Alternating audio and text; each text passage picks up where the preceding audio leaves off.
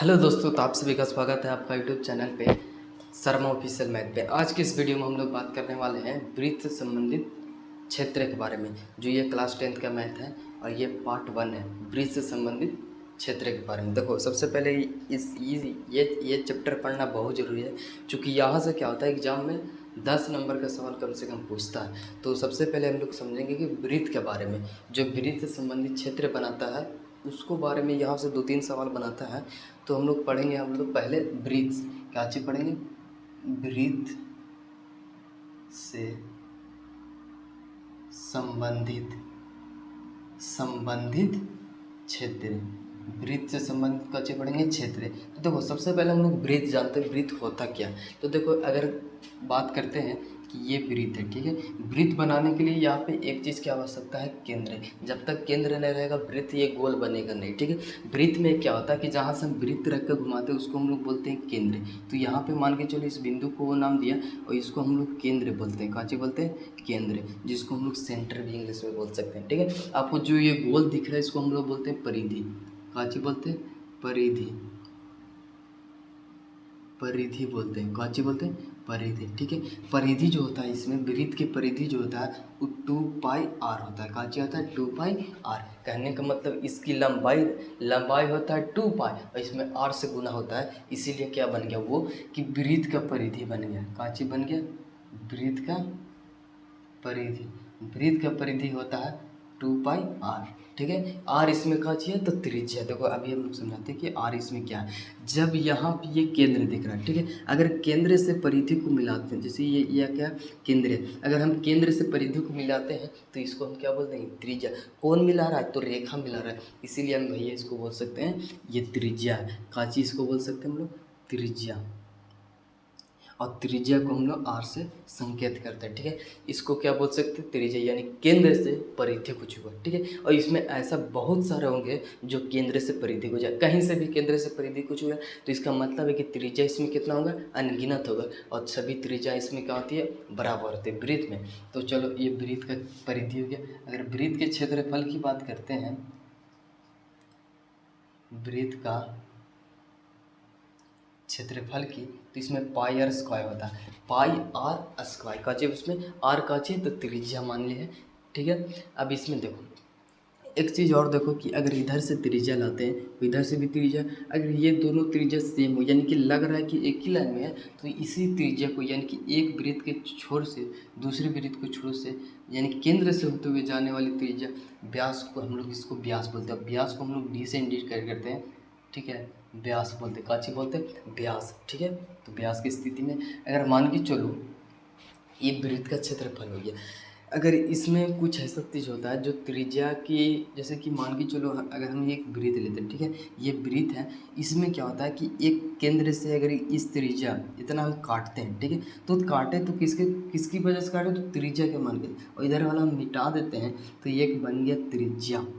ये त्रिज्या से कटा, इसीलिए त्रिज्या खंड बन गया। काचे हो गया, त्रिज्या खंड। तो इसमें एक चीज़ होगा कि त्रिज्या खंड ये बना तो इसका क्षेत्रफल भी हो सकता है, इसका परिमिति भी हो सकता है। तो देखो, इसमें अगर हम त्रिज्या खंड की बात करते हैं, त्रिज्या खंड की, तो त्रिज्या खंड का क्षेत्रफल, काची क्षेत्रफल की बात करते हैं, तो इसमें क्या होता है कि देखो, यहाँ पे जो कोण बन रहा है इसको हम लोग थीटा बोलते हैं। कहाँ से बोलते हैं, थीटा।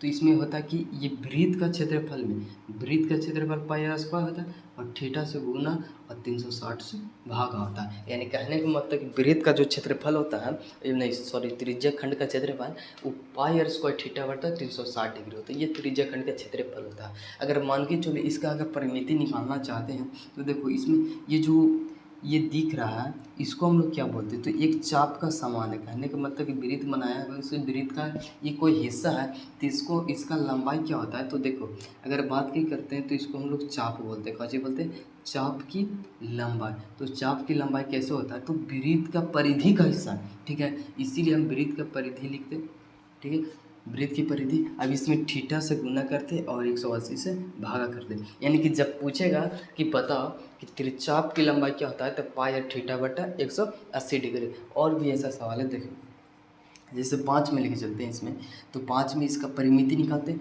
तो त्रिज्या खंड का परिमिति क्या हो जाएगा, त्रिज्या खंड का परिमिति,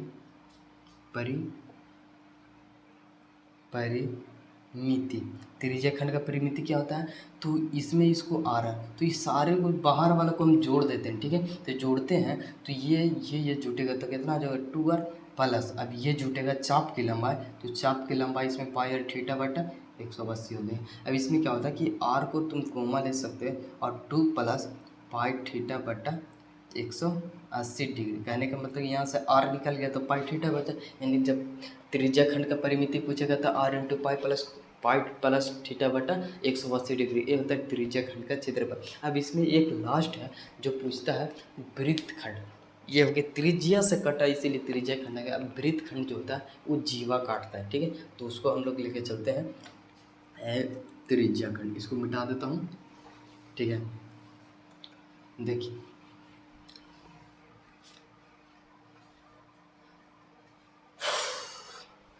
काची वृत्तखंड के बारे में, ठीक है। वृत्तखंड का परिमिति क्षेत्रफल ये सब जानते हैं, पहले हम इसमें इंक डाल लेते हैं, ठीक है। इंक अरे यार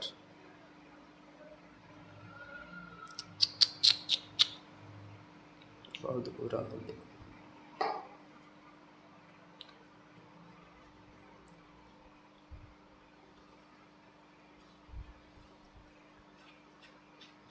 चलिए देखिए इसमें क्या है कि हम लोग को वृत्त खंड के बारे में पढ़ना है, तो पहले वृत्त के बारे में जानिए तो खंड किसको है। तो देखो जब एक वृत्त को हम काटते हैं, ठीक है, बांटने की कोशिश करते हैं, तो क्या होगा, आप 2 भाग में बांट सकते हो, या तो कम या फिर बेसी। जैसे किसी चीज़ को ये वृत्त है, मान के चलो इसको हम बांटने की कोशिश करते हैं, या तो एक बार में तुम आधा आधा बांट सकते हो, ठीक है, या फिर तुम क्या कर सकते हो, तो एक यहाँ से ऐसे बढ़ सकते हैं। तो जब वृत्त के बांटते हैं तो जो रेखा का यूज होता है उसको हम बोल सकते हैं जीवा, काची बोल सकते हैं जीवा, इसको हम लोग बोल सकते हैं जीवा, और जीवा को हम लोग एल से इंडिकेट करते हैं, ठीक है, एल से इंडिकेट करते हैं। अगर मान के चलो इसी को ये है काची जीवा है, और इसका केंद्र वृत्त का ये वाला, ठीक है, और यहाँ से मान के चलो इसका त्रिज्या, मान के चलो यहाँ से है काची त्रिज्या, और यहाँ पे थीटा कौन बना रहा है, तो क्षेत्रफल किसका पूछा, तो इसका जो यहाँ पे घेर रंग रहे इसका क्षेत्रफल पूछा,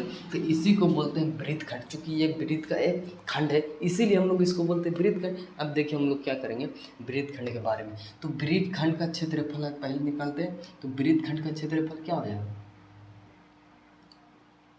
वृत्त खंड का क्षेत्रफल, तो वृत्त खंड का क्षेत्रफल कैसे निकालेंगे, तो देखिए सबसे पहले क्या करना है कि इसमें पूछता है कि जो त्रिज्या खंड का क्षेत्रफल होता है, तो त्रिज्या खंड का क्षेत्रफल क्या होता है, तो पाई आर स्क्वायर थीटा बटा 360 degree minus half to r square और साइन थीटा होता है। इसमें साइन थीटा इसलिए लेते हैं, इसका साइन थीटा इसका यूज होता है क्योंकि त्रिकोणमिति से लाया जाता है, ठीक है, त्रिकोणमिति हम पढ़ा चुके हैं। अब इसमें आर स्क्वायर की कॉमा लेते हैं, तो आर स्क्वायर निकलेगा तो पाई थीटा बटा 360 माइनस हाफ टू साइन थीटा, ये बन गया। कहने का मतलब है कि आर स्क्वायर पाई थीटा बता 360 माइनस हाफ साइन थीटा, ये वृत्त ये त्रिज्या खंड का क्षेत्रफल बन गया। अब मान के चलो आप लोग सब पूछ दे कि त्रिज्या खंड की बताओ परिमिति क्या होता है, क्या होता है परिमिति के चीज पूछेंगे, तो कुछ नहीं करना, परिमिति में देखना है कि अगर इसको हम मिटा देते हैं, ठीक है, इतना जितना की बात किया उतने को,